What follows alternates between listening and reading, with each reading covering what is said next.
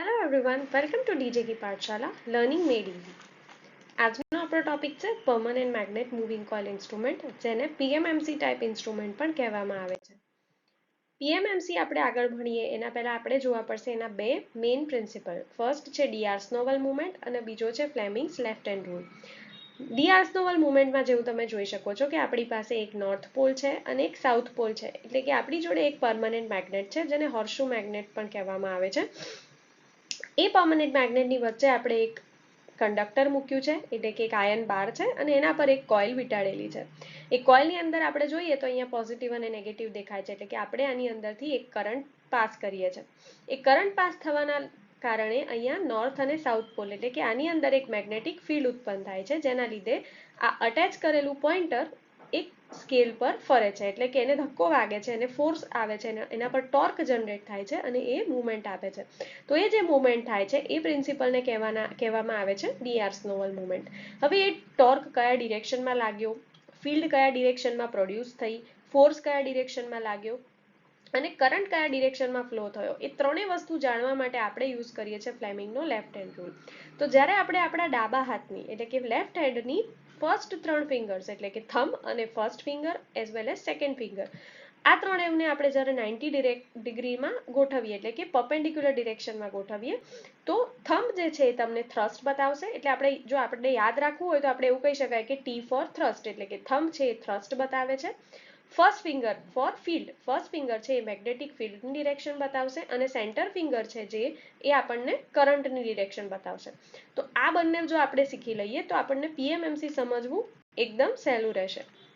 હવે આપણે જોઈએ પીએમએમસી. તો પીએમએમસીની અંદર અહીંયા તમે જોઈ શકો છો કે એક એનિમેટેડ ફિગર આપી છે, જેની અંદર નોર્થ અને સાઉથ પોલ વાળું એક પરમનન્ટ મેગ્નેટ, એટલે કે એક હોર્સશુ મેગ્નેટ વાપર્યું છે.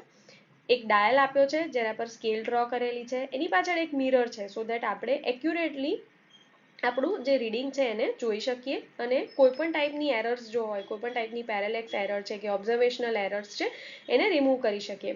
અહીંયા એની સાથે સાથે આપણે જોઈ શકીએ છીએ પિક્ચરની અંદર કે કનેક્ટ કર્યું છે એક પોઇન્ટર એઝ વેલ એઝ એક મૂવિંગ કોઇલ. જે મૂવિંગ કોઇલ આપણે જોઈ જેમાંથી આપણે કરંટ પાસ કરીશું એ અટેચ કરેલું છે અને છેલ્લે એક આપી છે સ્પ્રિંગ, જે સ્પ્રિંગ આ પોઇન્ટરને બેલેન્સ કરવા માટે યુઝ થાય છે. હવે આપણે એનો પ્રિન્સિપલ જોઈએ તો અહીંયા ક્લિયરલી મેન્શન છે કે વેન એન ઇલેક્ટ્રિક કરંટની વાત કરીએ તો અહીંયા આપણે ડીસી કરંટની વાત કરીએ છીએ, કારણ કે પીએમએમસી ઇન્સ્ટ્રુમેન્ટ છે એ ફક્ત અને ફક્ત ડીસી મેઝરમેન્ટ માટે યુઝ થાય છે.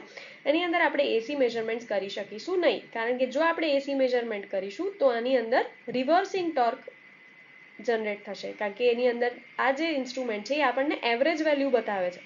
તો જો એસી યુઝ કરીએ આપણે તો એસીની અંદર પોઝિટિવ સાયકલ પણ હોય અને નેગેટિવ સાયકલ પણ હોય, તો એના લીધે આપણું જે પોઇન્ટર છે એ આપણને રિવર્સિંગ ટોર્ક જનરેટ કરી આપશે અને એકચ્યુઅલ વેલ્યુ બતાવશે નહીં.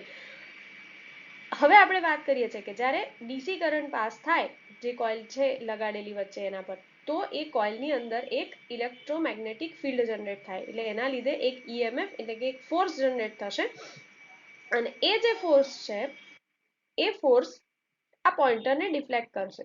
આ જે વચ્ચે પોઇન્ટર લગાવ્યું છે એ પોઇન્ટર પર એ ફોર્સ લાગશે અને એ જે પોઇન્ટરનું રોટેશન થશે એ રોટેશન ક્યાં શેને પ્રપોર્શનલ હશે, તો કહે છે કે ડીસી કરંટને. એટલે ડીસી કરંટ જેટલો તમે પાસ કર્યો એટલા જ પ્રપોર્શનમાં અહીંયા એક ફોર્સ લાગશે ઓર ટોર્ક લાગશે અને એ આ સ્કેલ પર મૂવ કરીને તમને એક રીડિંગ બતાવશે. તો હવે એ જે ડિફ્લેક્ટિંગ ટોર્ક પ્રોડ્યુસ થયો, એ ડિફ્લેક્ટિંગ ટોર્ક થવાને કારણે પોઇન્ટર તો મૂવ થઈ ગયું, પણ મારે એ પોઇન્ટરને સ્ટેડી પોઝિશન પર લાવવું પડશે તો જ હું એનું એક્ઝેક્ટ વેલ્યુ જોઈ શકીશ, કે એક્ઝેક્ટ રીડિંગ જોઈ શકીશ. તો એ જે ડિફ્લેક્ટિંગ ટોર્ક હતો એ ડિફ્લેક્ટિંગ ટોર્કથી હવે આપણે એક કંટ્રોલિંગ ટોર્ક તરફ જવું પડશે. એટલે મારે પોઇન્ટરને જો રેસ્ટ પોઝિશન પર લાવવું હોય તો એક કંટ્રોલિંગ ટોર્ક આપવો પડશે. તો એ કંટ્રોલિંગ ટોર્ક શેના દ્વારા આપવામાં આવશે, તો કે છે સ્પ્રિંગ દ્વારા.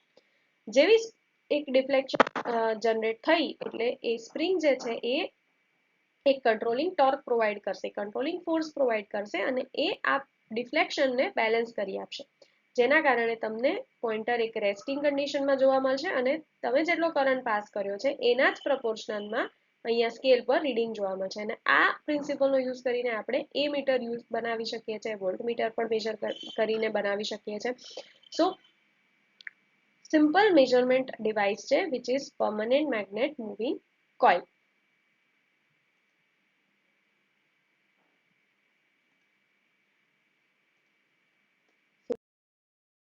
learn today, lead tomorrow, and see you in the next video.